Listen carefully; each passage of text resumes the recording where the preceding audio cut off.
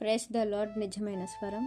మే 14, 2026 Holi prayer home సంఘం వారి అనుదిన వాగ్దాన పరిచర్య.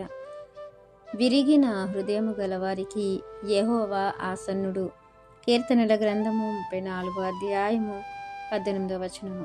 ప్రియమైన దేవుని వారలారా, దేవుడు ఎవరికి దగ్గరగా ఉంటానంటున్నాడు, ఎవరిని రక్షిస్తానంటున్నారో మనం చూస్తే, విరిగిన హృదయం ఎవరికైతే ఉంటుందో, నలిగిన మనసు ఎవరికైతే ఉంటుందో వారికి దగ్గరగా ఉండి వారిని రక్షించుకుంటానని అంటున్నారు.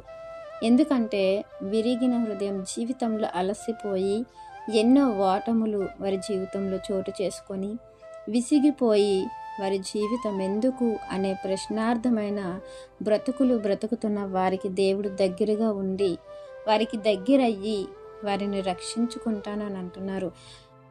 జీవితాలు పగిలిపోయిన, మనసులు విరిగిపోయిన వాటిని అతికి అందముగా చేసి వారికి ఒక గొప్ప బ్రతుకుని ఇవ్వటానికి దేవుడు ఇష్టపడుతున్నారు. మనం ఇంకో మాట చూస్తే, కీర్తనల గ్రంథము 51వ అధ్యాయం 17వ వచనంలో, విరిగిన మనస్సే దేవునికి ఇష్టమైన బలులు. దేవా, విరిగి నలిగిన హృదయమును నీవు ఆలక్ష్యము చేయవు. నిజముగా ఎవరి జీవితం అయితే విసిగిపోయి ఉంటుందో, ఎవరి మనసు విరిగిపోయి ఉంటుందో వారికి దేవుడు ఆలక్ష్యం చేయరు.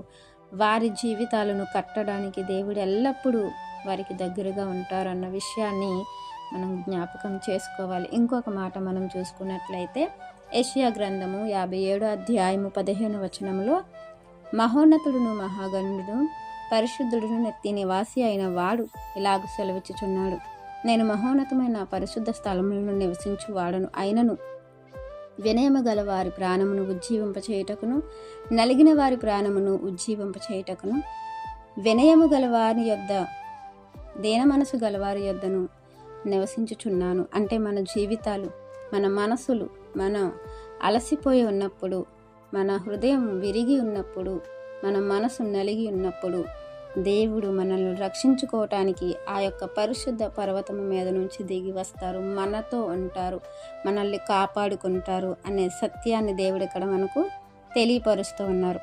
మరొక మాట మనం చూసుకున్నట్లయితే, దేవుడు వారిని రక్షించుకొని వారిని దక్కించుకున్న తరువాత వారి మీద దేవుని యొక్క ఆత్మను కుమ్మరించి వారి యొక్క రక్షణకు తగినట్లుగా వారిని వాడుకుంటారు. ఏ రక్షణ అయితే దేవుడు వారికి ఇచ్చి ఉన్నారో అదే రక్షణను అలాంటి దేన స్థితిలో ఉన్న వారికి ప్రకటించటానికి దేవుడు వారిని లేవనెత్తుతారు. ఆ విషయాన్ని దేవుడు యెషయా గ్రంథము 61వ అధ్యాయము 1వ వచనంలో దేవుడు తెలియపరుస్తున్నారు. ప్రియమైన దేవుని వారలారా, దేవుడు ఎవరిని విడిచిపెట్టరు. కాబట్టి దేవుడు మనతో ఉంటానంటున్నారు, మనలో ఉంటానంటున్నారు, మనలను కట్టి మన జీవితాలను ఘనముగా చేస్తానంటున్నారు. కాబట్టి ఎల్లప్పుడూ దేవునికి కృతజ్ఞులుగా ఉంటూ దేవుని యొక్క నామానికి మహిమార్థంగా ఉండాలని వాక్యం మనందరి జీవితంలో దేవుడు ఫలింపచేయాలని ఆశిస్తున్నవారు దైవజనులు బ్రదర్ పి. నెహెమ్యా గారు. God bless you. ఆమెన్.